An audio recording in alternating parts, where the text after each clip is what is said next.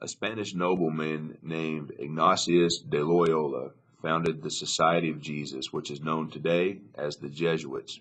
Um, these people were very much completely entangled with the Catholic Church, I guess is a good way to say it. They were completely sold out, we'll put it that way.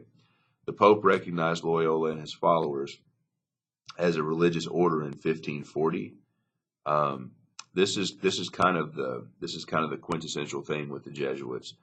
They took a vow of obedience to the Pope. They used their education to spread their message. That's fantastic. But what their biggest claim to fame is that they basically believed, and they basically took this vow, that if the Catholic Church said that something was something and their eyes saw it was something else, take for example, if the Catholic Church said that the sky was green and their eyes said that it was blue, then they, would say that it was green or whatever. So that's pretty much how passionate they were about the Catholic Church.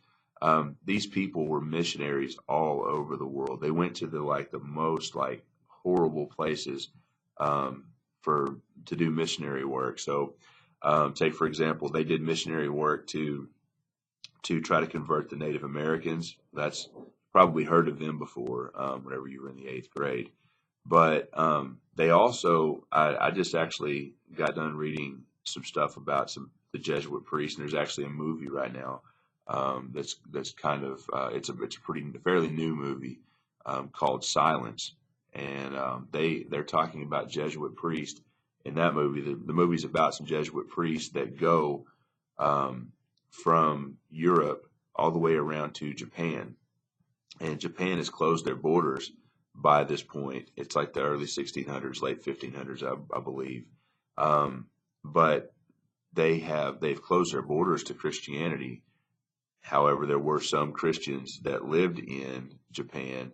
It's but if you were caught being a Christian in Japan at this point, they would torture you, and they would make you in the movie they actually hang people. They tie people up on this big post type thing and stick them out in the ocean. And whenever the tide comes in, it drowns them.